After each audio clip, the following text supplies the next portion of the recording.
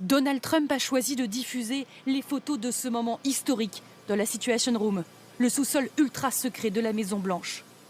Entouré de ses plus proches conseillers, casquette sur la tête, visage impassible, le président américain donne l'ordre de frapper.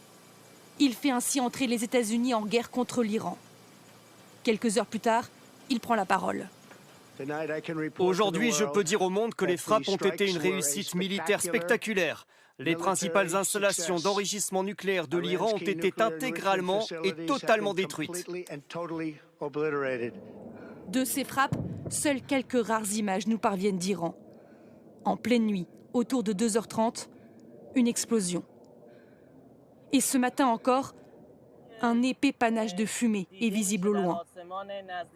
Les États-Unis affirment avoir touché 3 sites nucléaires iraniens, Ispahan, Natanz, mais surtout Fordo. Un bunker pour enrichir l'uranium, enfoui dans les montagnes à plus de 80 mètres de profondeur.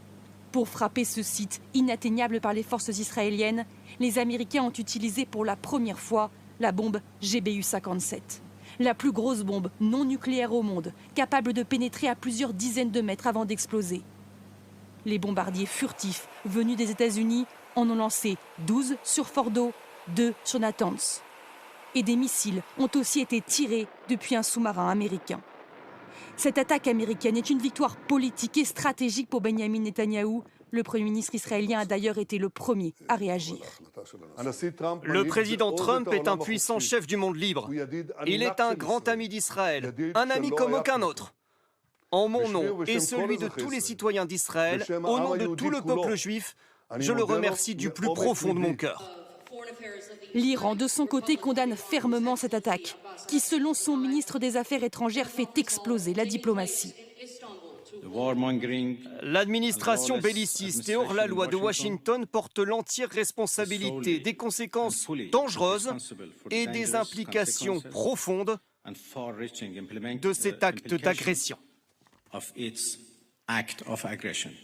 La télévision iranienne a confirmé que les sites nucléaires avaient été touchés sans dévoiler l'importance des dégâts. L'Agence internationale de l'énergie atomique se veut rassurante. L'Agence internationale de l'énergie atomique peut confirmer qu'aucune augmentation des niveaux de radiation hors site n'a été signalée à ce jour. L'ONU dit ce matin craindre qu'avec cette intervention américaine, le conflit devienne hors de contrôle.